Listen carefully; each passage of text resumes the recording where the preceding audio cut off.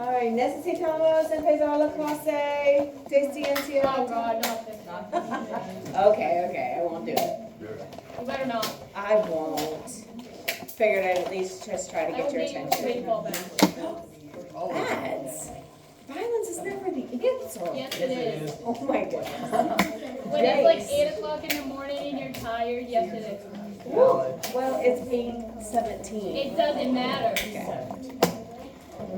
I have an attitude. I see that. Poor Ronan better keep his distance today. Yeah, you better. All right, so we're gonna go ahead and start. Settle in, right, boys? Settle in.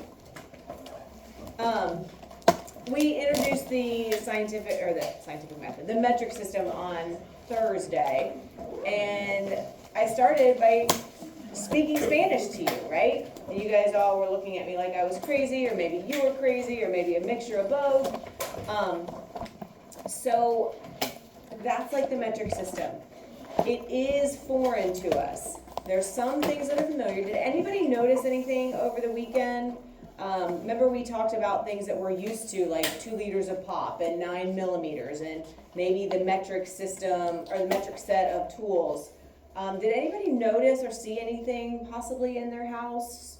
Kind of keep an eye out for it. Like if you're getting a package of something out and you see it, maybe notice if you see the metric, units on there. Like with my Aquafina bottle, it says on there, right there, 1 capital L for liter. All right, so just kind of keep your eye out. If you see anything, let us know. Like share it and be like, hey, so I was getting something out and I saw this, and this was metric. So just kind of keep your eye out. We talked about how our lead and our mechanical pencils usually is 0.9 or 0.7 mm's. You guys told me that was millimeters, which is correct. So we are slightly familiar, but we're not comfortable by any means. And when I was speaking Spanish, a few of you picked up on a few words, but the whole meaning, not so much, right? So we're gonna pick up on I think we ended with slide number 9. I guess just make sure that everybody has this. We're gonna start getting into kind of the nitty gritty of how we're gonna use this. And again, this is something that has to be used if you're doing anything in the medical field, if you are going to be a scientist. I told you my son's an engineer and he has to use the metric system most of the time in the work that they do. So if it's any kind of like collaborative group kind of effort, a lot of times it is going to be metric. Certainly if it's going to be international, it has to be the metric system. And it's our burden, it's our responsibility, because we're the one with the weird system that chooses to be different. It's our responsibility to make sure that we're using the metric system correctly, and using not just our system of measurement, but the accepted world system of measurement. Okay, so we said a system of base tens, where it's tens, hundreds, thousands. And then, so basically it's moving the decimal point 1 position either to the left or to the right, depending on, are you making something bigger or are you making like a smaller value of it? And as we get going with this, you'll probably get refreshed, like, oh, okay, like I remember this a little bit. We also are going to talk about these things called bases. And the bases are super important. That basically kind of lets you know what it is you're measuring, because instead of having 3 separate systems for measurement, for mass, volume, and length, we're going to have one system, and we just move. You do the exact same process. It's just you might be using a different base based on what it is you're trying to measure. Right. So that takes us to slide number 10. So the base is where a unit is going to start. And so this is kind of like our starting position. And so from there we can make the value bigger, or we can make it smaller. And again, it's basically like you're moving a decimal point, and you can do that by multiplying or dividing by a power of 10. We're not going to get into the conversions this year. We're not going to focus on that. unfortunately, or maybe fortunately, it's not on our state test at the end of the year, so it's something that we can't spend the time on. It is important, it's something that you guys will touch on a little bit in biology, I know Mr. Trainer talked about, and in chemistry a lot. So it is something that you're gonna need to be able to do, but it's just not gonna be a focus of ours this year. We have other things that we have to focus on. So there's gonna be a prefix that's gonna be in front of the base. Where do you find a prefix? Where is it located, Ads? At the beginning of the word? Absolutely, very good. So it's gonna be at the beginning. And you guys know that, you've been using prefixes for years. So it's no different here in science. The prefix is gonna come at the beginning of the word. And the prefixes are what kind of give us the idea, is this a large version or a small version of that measurement? Okay. And so, just like Ad says, it comes at the beginning. It's coming at the beginning.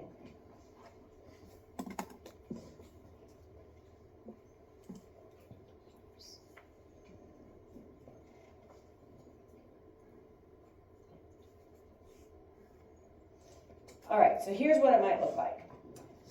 So we take the base unit of either a meter, a liter, or a gram.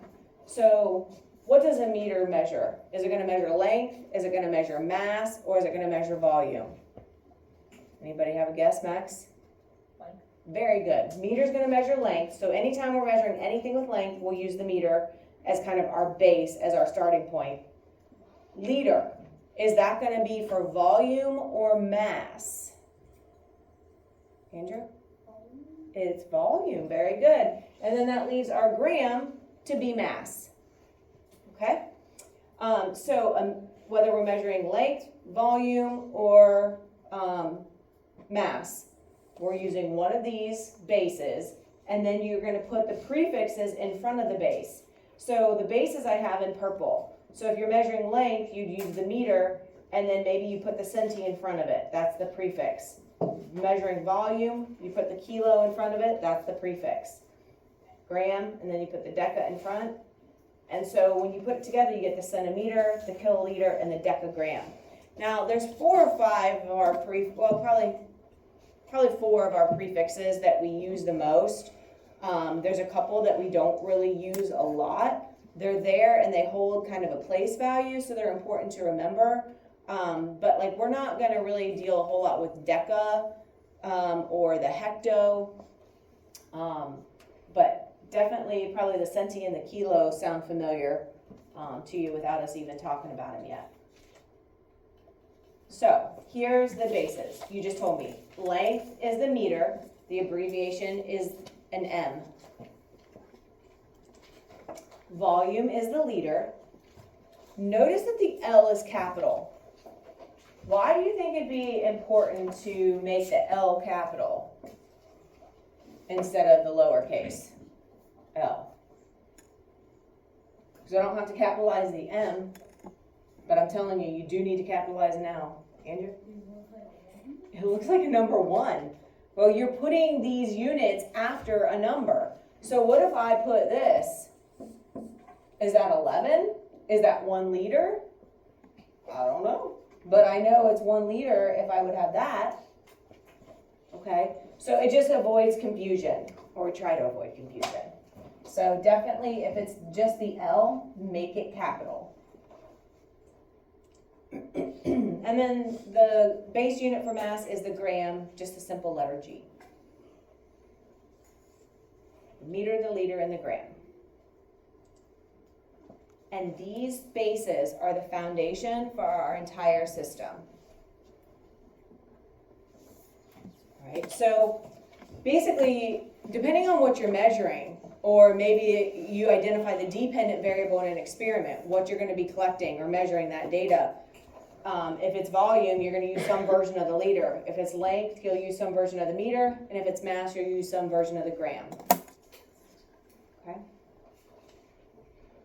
Starting to sound familiar again, maybe?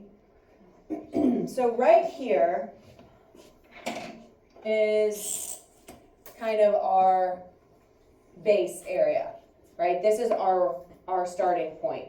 From here, you can kind of go up and make a bigger version of these bases. Or you can go down and you are making a smaller version. So 1/10 or 0.1, a tenth. 1 over 100 or 100th, 0.01. Or the milli means 1 divided by 1,000 or 0.001. All right, so here's our prefixes. The deci, the centi, the milli, the deca, the hecto, and the kilo. So really, we're going to deal with the kilo, a little bit the deci, but definitely the centi and the milli.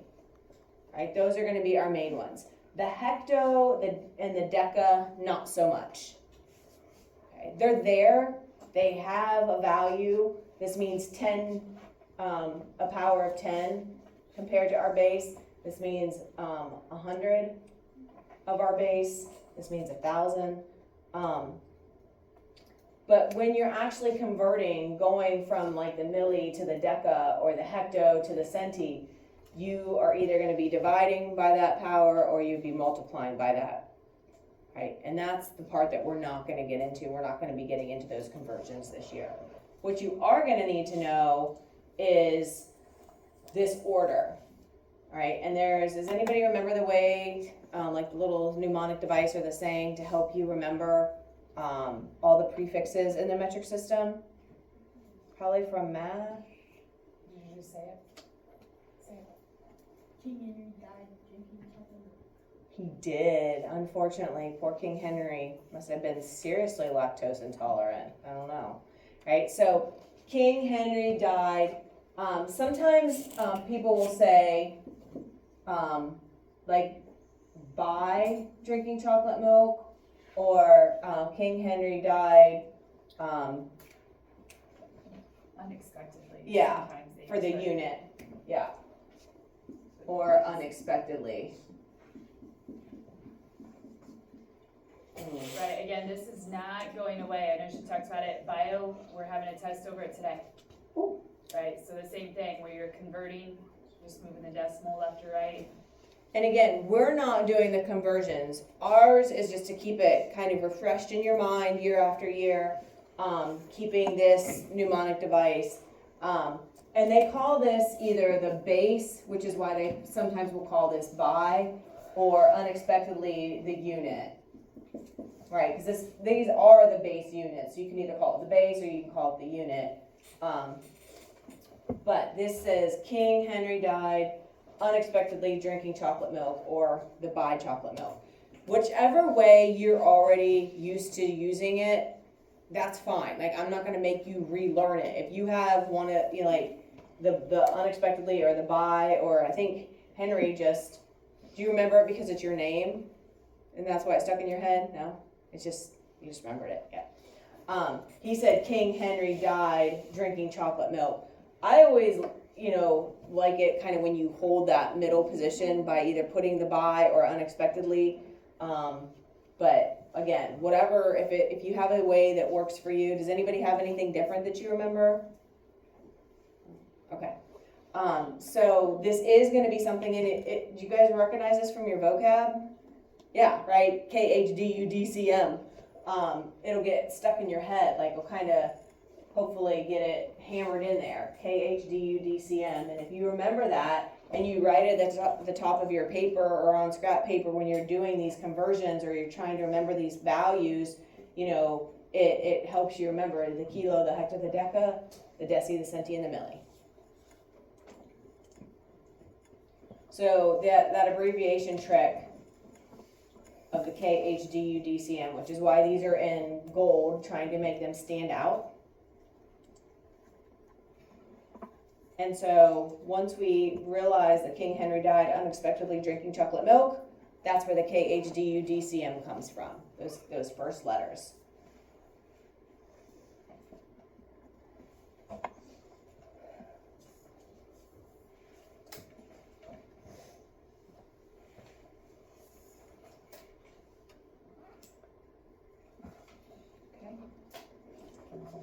All right, So we're gonna get into our specifics.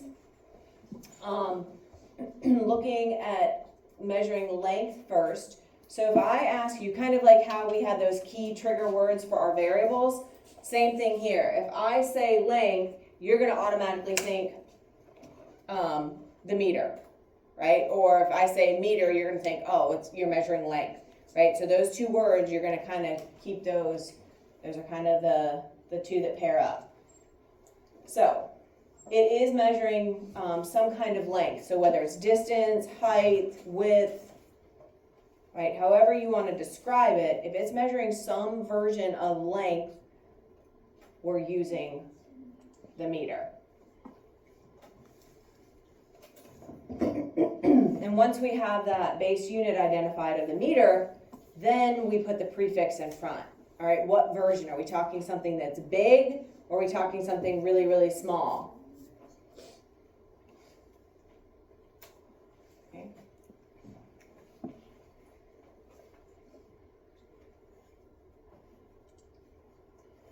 Okay, so remember how I told you on Thursday that I'm gonna be giving you everyday kind of common items to help you remember,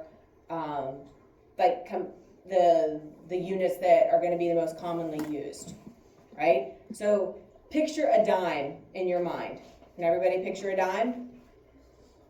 Okay, about how thick a dime is a millimeter. Okay, and I'll show you this with our document camera here in the next day or two. So if this space is representing a millimeter, that's a fuzzy picture of somebody holding a dime there. Okay. Now, a centimeter, if you hold up like your pinky finger, it's about the width of most people's pinky finger. When we get, like right there by the nail, if we get the meter sticks out for the first time, I'll try to remind you to be like, okay, pick one of your fingers and lay it on the centimeter. Which one of your fingertips is most close to a centimeter? For me, it is my pinky. But for you, maybe it's, your index finger or your thumb, so that's the kind of the go-to image that you'll have for a centimeter is the thickness, or excuse me, the width of probably your pinky, right? So here's a centimeter, and you can kind of see that there, right? So we can all picture, tip of our pinky. Well, that's what a centimeter is. We can all imagine the thickness of a dime. That's our millimeter. Okay. This centimeter, and we'll talk about this more, this centimeter is actually broken up into 1, 2, 3, 4, 5, 6, 7, 8, 9, 10 equal spaces. Each one of those spaces is actually our millimeter. Right? So if there's 10 even spaces and each one of those is a millimeter, how many dimes would it take to stack up to make that centimeter? 4? It'd be 10, right? Really good. So take 10 of these dimes, and I will actually show you that again later on this week with the document camera. Take 10 dimes, and it should fill up about a centimeter. So a dime, the width of your pinky, like that pinky nail, and a doorknob height. This is going to be our meter. So if I take a meter stick, I can place it on our doorknob. I mean, it's just like a couple millimeters short of our doorknob. So this, you can all picture reaching out and putting your hand on a doorknob, right? Do you have to think about where to reach for a doorknob?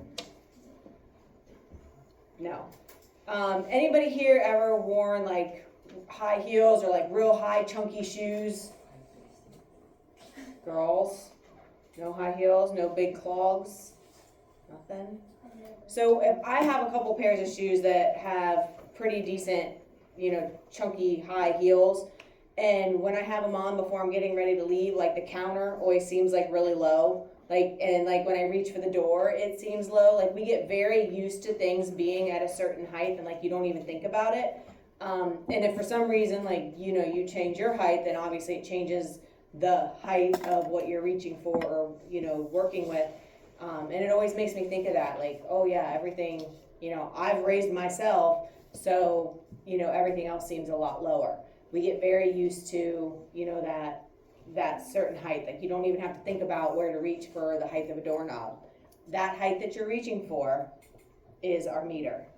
All right, so that's kind of the go-to item for that. Height of a doorknob. And finally, our big version, if we put the prefix of kilo in front of our meter, kilo is the big one, right? This is big, like taking a football field end to end, right? Flipping it 10 times, and that'd be about a kilometer, right? I know from the old school to 19, you guys measured that a long time ago, right? That's a kilometer, which is about 6/10 of a mile. So I wrote down, I think it's on here. Maybe I didn't. Maybe it's on another one. Yeah, we'll look at that later. Okay. So when I'm looking at these prefixes here, like the kilo, so maybe not totally school appropriate. Has anybody ever watched a movie or maybe a TV show and they're talking about like a drug bust and they're like, we confiscated a kilo of whatever? They call it a kilo, right? Whatever the drug is, right? It's just a kilo. What they're really talking about is a kilogram, right? A kilo. And so like you maybe didn't even really think about that like as a unit of measurement, but that's what they're talking about. So kilo is the biggest measurement that we're gonna look at. Another way like that always pops in my head, I always think of like a killer whale, killer. Killer whales are really big. The kilo is the big one, right? Our big measurement. Okay. Obviously our meter is just our base. That's kind of like our starting point that we can either make bigger by putting the kilo in front of it. We could also, if we go back, these are smaller versions of the meter. And again, we're gonna look at this more when we get into our measurement, but this meter stick is broken up into 100 centimeters, right? So it goes from basically 0, and then 99 is the last one marked. Andrew, you with me? And it ends at 100, so from 0 to 100 centimeters. So this meter stick is broken up into 100 centimeters. Well, how many pennies or cents are in a dollar? There's 100 pennies. Just like there's 100 cents in a dollar, there's 100 centimeters in a meter. So centi sounds like cents, right? So you know that there's 100 cents in a dollar. There's also 100 of the centimeters in a meter. So be chopping this up into 100 equal pieces is one of these centimeters. And then that centimeter is chopped up into 100 equal pieces to make the milli. Okay? And so again, we'll kind of keep putting all this together, but right now, today, we're kind of just paying attention, not to Trump, sorry, to the dime being the thickness of a millimeter, the tip of a pinky is a centimeter, doorknob height for the meter, and then either picture the old high school to 19 as your kilometer, which is just a little over half a mile. Or those 10 football fields end to end. All right, so that takes us to our second type of measurement, which is volume. So it's not a totally brand new system like we would have in the U.S. customary. This is just very straightforward. It's using the same process, but now instead of the meter, we are going to be using the liter. Right? So quick little recap of what volume actually is. It's the amount of space that something takes up. So you're looking at it three-dimensionally. You're looking at the length, the width, and the height. Okay, length, width, and height. And if you're measuring a solid, a lot of times there's going to be a formula. You know, some of them, like for a rectangle, it's pretty easy, right? Length times width times height. Some of them are a lot more complicated, like cylinders and pyramids, and you know, so you might have to look those up, right? Or you might have like a chart that you're using if you're trying to calculate volumes. Yeah, we'll do that in 8th grade math towards the end of the year. Towards the end? Okay. Yep, so I knew you did it sometime. You should have done this last year, like cubes, right, 7th grade math. You can do some volume stuff. Yep, so we'll get into the, like, unusual shapes this year. Yeah, and so we don't even, in science, like this year, like I know you guys cover it in math, so it's not something that we're gonna actually be calculating volumes, but we have to understand what they are. The other word that sometimes you might hear for volume is the word capacity. Like if you even see like on a elevator, a lot of times it'll say like max capacity and it'll say how many pounds. Even like in our gym, there's a sign that says, or a lot of times like in an auditorium or something, you'll see a sign that says maximum capacity, like how many people can actually safely fit, like so that if there was an emergency or an evacuation, then you could get out safely, that kind of thing. So you might hear that word capacity for volume used kind of interchangeably. What are you guys noticing about these units? What do they have with them? What do you see there, Macy? With the centimeter and the meter and the decimeter? Almost. It is something. Square would be a 2. Anybody know what that represents, Henry? Cube. But you're right, you did notice that there is some kind of like exponent there. So I have another embarrassing story. I share my own embarrassing moments. So I always just memorized that area was length times width and you squared it. Like your units had to be squared, and that volume was cubed. Like I don't know, I just made myself memorize it, and I never understood why it was squared, and nobody ever explained it. And like one day it just hit me. I was like, oh my gosh, it's cubed because you're taking 3 units of measurement. You're taking this times this times this. Well, that's 3 things. That's why it's a centimeter cubed. This cube is part of the centimeter. Now, if we were just looking at area, it would only need to be squared because you are only taking length times width. You don't take that third measurement of height and multiply it. And so when that hit me, I was like, totally makes sense. Area, you're measuring 2-dimensional, which is why it's squared. Volume is 3-dimensional, which is why it ends up being cubed. And I wish I had like put that together years before, because then I was like, that makes total sense. It wasn't just random. Because I just was like, okay, you know, like a lot of times in school, like somebody tells you something, and you're just like, yep, okay, I'll go with it. That's what I did. I never put it together, and nobody ever said it. Like, oh, that makes perfect sense. If we're measuring length times width, that's just 2 things, so it's squared. But volume is 3 units of measurement, so those need to always have a cube with them if we're talking a solid. Okay, so a length times a width times a height, and that's where the cube comes from.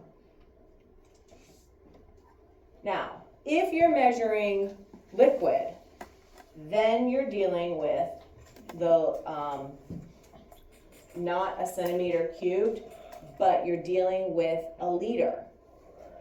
Okay, because liter is the volume for, or is the measurement for the base unit for volume. And so notice that the L is capital. This M is my milli, so I have 1 milliliter. This is a pipette, and this is how you transfer or measure small amounts of liquid. And so from my fingertip to the tip of the pipette, that is 1 milliliter. Okay? Notice right here, it says 1 milliliter is exactly equal to 1 centimeter cubed, which is really handy, because if you have something that's solid, sometimes you need it in the liquid form or vice versa. We're gonna talk about a little bit, is everything a set perfect shape? Is everything a perfect square or perfect sphere or perfect cylinder? No, of course not. So there has to be a way of figuring out the volume of something if it doesn't have one of these formulas, right? A square or a rectangle, we can just use length times width times height. We can measure it, those sides, and multiply them. But I can't measure the sides of this and I could get close, but I couldn't find an exact volume. There's no formula for a computer mouse. There's no formula for my eyeglasses, right? So we'd have to have another way. And there is. We can use something called water displacement, and we'll talk about that here in a minute too.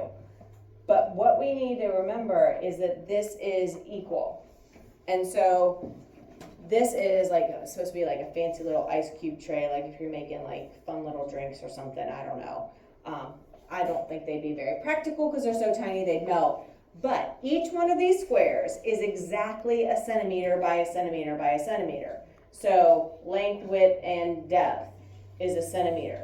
So it's a centimeter cube, each one that I'm sticking my finger into, right? They're all exactly the same. So if I fill up, and we'll do this when I have the document camera, if I fill this up with 1 milliliter of water and I put it in one of these cubes, it would exactly fill this. And so if this was a solid 1 by 1 by 1 cube, it would be the exact same volume as my liquid would be. Okay? And so again, we'll kind of prove that when we get the document camera out so you can kind of see it a little bit better up close. But the liquid, and I always think the L for liter is the same as an L for liquid. And so that's what helps me remember. If I'm measuring volume of a liquid, then I'm going to use some version of the liter. If I'm measuring a solid with volume, then it's going to be some kind of a formula, and I'm going to use the cube. So whether it's a meter cubed or a kilometer cubed, whatever the unit, I'm going to make sure I have it cubed or to that third power. Okay? Because if we're using liquid, our base unit is the liter. Does anybody have animals that maybe they have to give vaccinations or shots to? Okay, if you look at a syringe, it has two different measurements a lot of times. A lot of times it'll say cc's, if you've ever seen that. That's just another version of a cubic centimeter. Cubic for the third, and then centimeter. So they abbreviated a cc if we're talking like with dosing medicine. Also on that same syringe, you might see an ml. They're the same thing, right? So sometimes the syringes will say cc's, sometimes they'll say mLs. And it's nice, it's just amazing that they are exactly equal. So it doesn't matter if you're dosing medicine and you're like, oh my gosh, I have 10 mLs, I need 10 cc's. That's what the directions say. Well, lucky for you, it's the exact same thing. So that makes it really, really handy. But if you, like I said, if you have any syringes that you use for, vaccinations or anything, next time look at them. And you'll see, depending on the type, sometimes they'll have both on there. Sometimes it'll just say cc, sometimes it'll just say ml. But they are exactly equal. Okay. So again, we'll get into how to find volume when we get into our measurement unit later. But right now, if you just picture the tip of this pipette from my fingers to the tip, that is a milliliter. That's the tiny amount, the milli meaning small. So can you guys picture a millipede? All of its teensy tiny little legs, right? Milli meaning small, like they have all these tiny legs. That's how I remember it. So I remember a kilo, like a killer whale is the big one. And then I remember the milli prefix is the smallest one that we're gonna look at. Kind of like the legs on a millipede. And then I've already shown you my 1 liter bottle. It's a half a liter a pop. I think everybody can picture a liter or 2 liter a pop that you can buy. But the Aquafina bottle, Aquafina is a European based company. And so it's first measurement actually is listed as the 1 capital L, 1 liter. And so this is exactly 1 liter of water, or it was. Just like mine. So you're thinking the pipette, you're thinking the Aquafina bottle.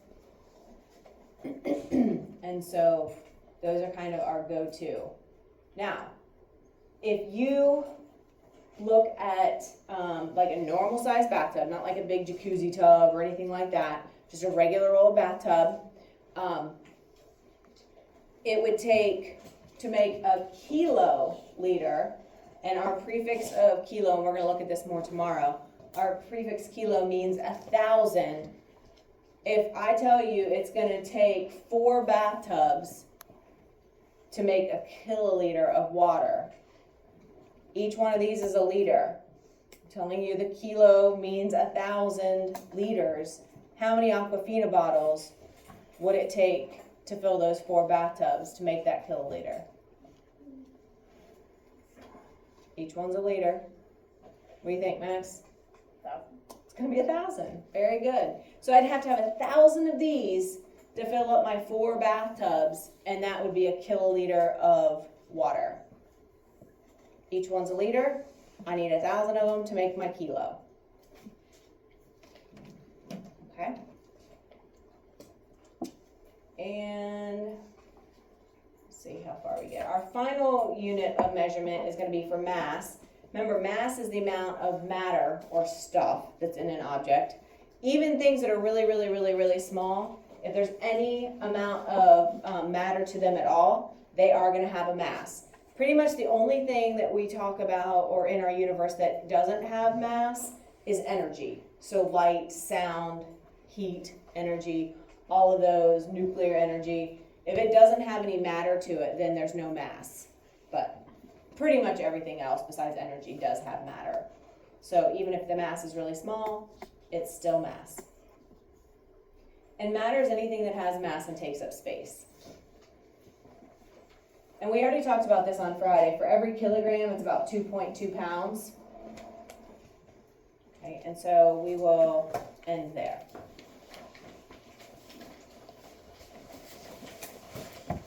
So